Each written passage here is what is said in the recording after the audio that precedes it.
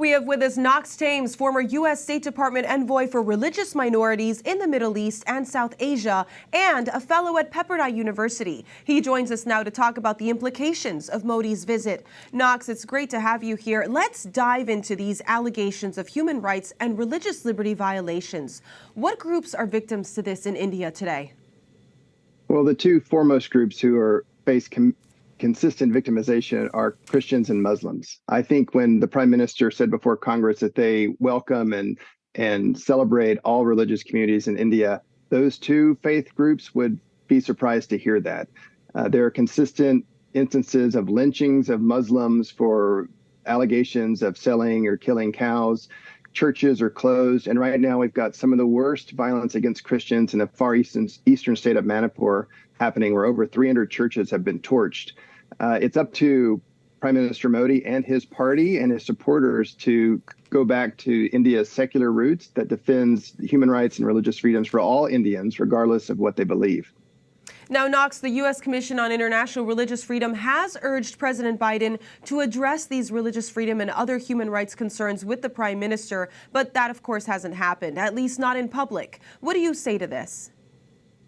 Well, I was pleased to see USCIRF speaking out. Also, 75 members of President Biden's own party, 75 Democrats from the House and Senate, wrote him, urging him to raise these issues. We did see him talk about human rights. He specifically mentioned religious freedom in India during the press conference. But I think the bigger question is, why are we lavishing such praise on Prime Minister Modi, a person who's leading India away from its shared democratic values, away from respect for minorities? I question the level of attention Mr. Modi received. And I also say, just to be fair, this is a bipartisan problem. When President Trump visited India, he ignored riots that victimized Muslims. He refused to designate India as a CPC, a country of particular concern. So there's a strain of thought here in Washington amongst high-level policymakers that we have to pull India towards us and away from China. But if the India that we're drawing nearer towards doesn't respect human rights, doesn't respect religious freedom, then we're really not finding a new ally, we're creating a new problem.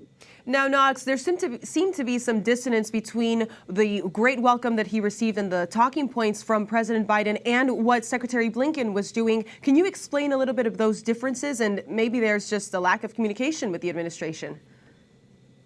Well, it's certainly a complicated country. I mean, it's 1.4 billion people. If it was placed over the continental United States, it would cover a third of our country. It's a big, complicated place. It is, in theory, a great partner for us to counter authoritarian China. But we've got to take our values into these conversations. And friends don't let friends commit human rights abuses.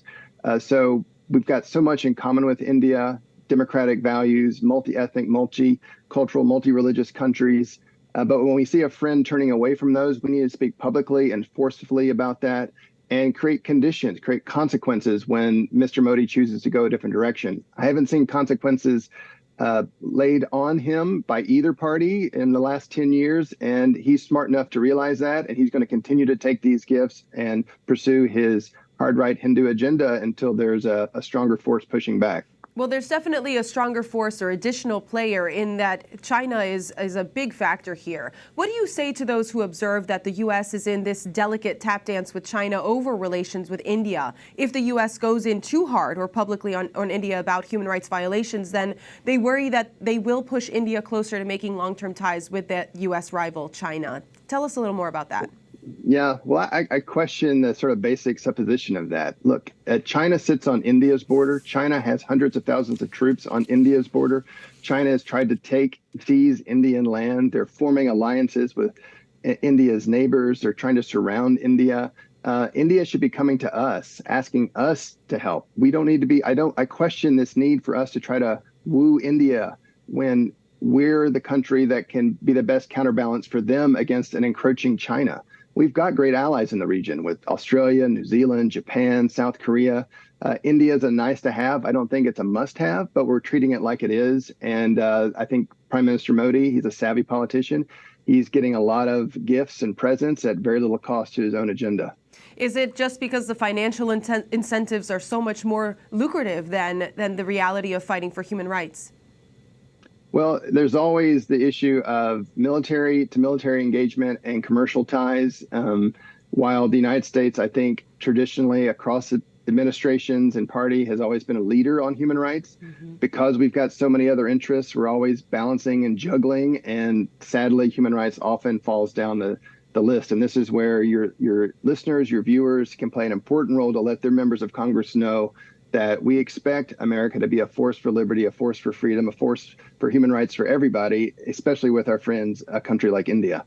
Well, Knox, we're grateful for your analysis and the call to action, and we are grateful, too, that you continue to shape the next generation on these important issues. Great to have you. Thank you.